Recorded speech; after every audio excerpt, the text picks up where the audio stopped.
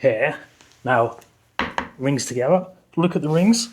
Legs out to the side. False grip. Now I roll. How to get above. And then push out. Now you'll be pleased to know that the L-sit forward roll is relatively easy to learn as long as you have the prerequisites down. And there's a specific technique that I use to teach it to clients very quickly as long as they have a strong false grip. You can actually pause in the movement and give yourself time to find that exact correct position to continue the roll round and not drop down. So let's first look at those two prerequisites that are very, very important. Number one, we need to have an L-sit to shoulder stand. So be able to go from the L-sit position, whether it's straight legs or bent legs, through to this shoulder stand position. Super important, that's the transition. That's where the hips come up and the shoulders come down, and then vice versa. Ideally, you should be able to move like so. It's like a seesaw. Now the easiest way to learn that is first on the P-bars. So get into this position. So you see it's stacked. I'm in this angle position here.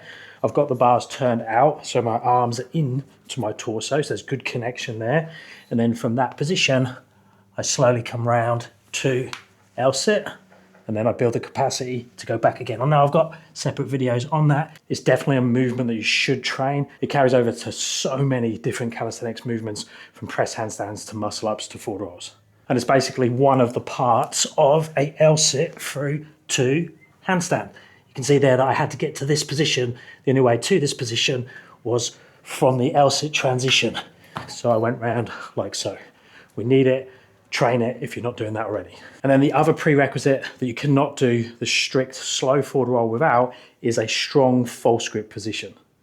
So knowing how to get in to this position. See there, I'm pushing down on top of the ring, my hand's on top but my body's underneath, meaning that I can do this very easily. Exactly the same component that we use for the strict ring muscle up. Now most people will go in that order. They'll learn the strict ring muscle up first before the forward roll, but once you can do the forward roll, it's probably actually easier to do a forward roll than it is to do a muscle up, because the muscle up is you're underneath and you have to bring yourself on top. The forward roll is you're already on top and you just roll around. So as long as you use that momentum to help you, the forward roll on paper is easier than the muscle up. But most people will learn the strict muscle up first, because in learning that false grip muscle up, you build that false grip strength that we need to do the forward roll. And I'd highly recommend you do lots of repetitions of hangs in the false grip position and chin-ups. When you do the chin-ups, make sure that you're maintaining a false grip position all the time. If you start to slip out of the position, just reset and then do more repetitions. You can also do ring rows. And the ring rows are fantastic if you don't have that conditioning yet to do the false grip chin-ups. But same thing, we want to maintain false grip position all the time. So that false grip, place the hand down on top of the ring there. You can see I've got chalk across there. So that sits on top, and then I grab hold of the ring like that. So I still have contact with the wrist on top, and then I'm gripping the ring as normal. Meaning I can be below the ring, but I have weight down on top all the time. Now you will probably rip, or you'll need to build some callus there. While you're learning it, it's okay to put some tape across there, but if you do put tape across, just know you're not strengthening and conditioning the skin. So I'd probably do a bit of both. Go to the point where you start to rip, put some tape on so you can continue training, and then over time you'll build that conditioning. But spend lots of time conditioning that false grip, and the ring muscle up and the forward roll is going to be much, much easier. Okay, then we can start putting it together. So we have the L-sit position here. We have the shoulder stand. Now from here we need to understand how to do this. Roll through the rings. Now I purposely went really fast there to show that's the worst thing that can happen, is you have to catch yourself in that position. It's a bit tricky when the rings are this close to the floor, is because your feet or heels could hit the floor hard, so be careful of that. But you want to roll through a couple of times and not worry about trying to do a forward roll, just so you build the confidence to go through the ring. Last thing you want to do is just start dropping the hip really low this side and sort of collapsing through the ring, because that's going to make it really hard to roll around the ring. We need to get confident of going through and doing a roly-poly over the rings. So once you've fallen through a couple of times, then we need to slow it down. Now the easiest way of slowing it down is use the legs on the straps. So I'm going to do exactly the same thing, L-sit, through the shoulder stand, legs out to the side. Look, I've stopped myself now. Now I can go really slowly down and out. So that's a great way of slowing everything down. And I don't know if you noticed as well, as I came through the rings there and my legs went out to the side, I changed my view. So I looked up towards the rings. This is a really good point because one, we want to look at the rings to see what our hands are doing, and two, we actually want to bring our intention into going around the rings and back up. So if you use your focal point to start looking around the ring instead of looking straight down, you're going to be more likely to go in that direction. So now we're going to try and enter that false grip position while upside down. So I'm going to put lots of chalk on. And this is the bit that I think is essential in terms of learning the process of the forward roll. The mechanism of finding that false grip is using the straps and pausing when you're upside down, looking at your hands. So I reckon this is the best way of learning the ring forward roll. So this position, shoulder stand, legs to the side, look at the hands.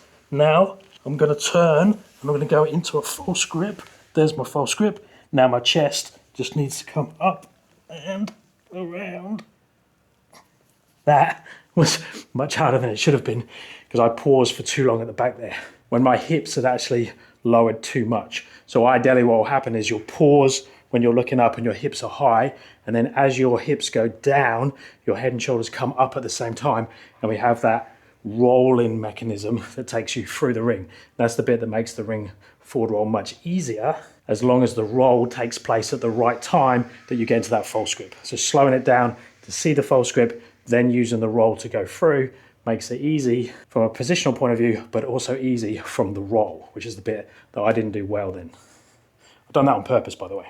Now, something else you can do to make it even easier to find the false grip position and give yourself a bit more of a purchase to get on top of the ring as you go under is to bring them together. So actually touch the rings together as you go over. So I'll try and put you in an angle where you can see what's going on. So here, now rings together, look at the rings, legs out to the side, false grip.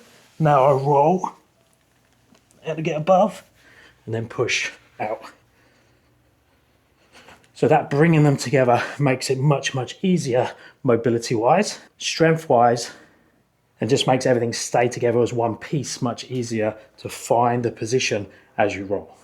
And then once that feels easier, you can just take away the stabilizers. So go a little bit faster, make it more of a rolling movement instead of a slowed down movement with the legs on the straps.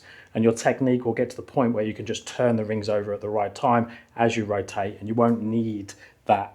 So make sure that L-sit to shoulder stand is strong. Make sure that false grip is there. Highly recommend you're also working towards, if not unlocked, reps of the strict muscle up, and then you can put it all together into routines. If you are working towards your first muscle up or you need more help with your ring training, I have a full course that takes you from the beginner level all the way through to muscle ups and forward rolls. You can take a picture of this QR code for the details, or links are down in the description. Let me know if you have any questions and I'll speak to you guys in the next one.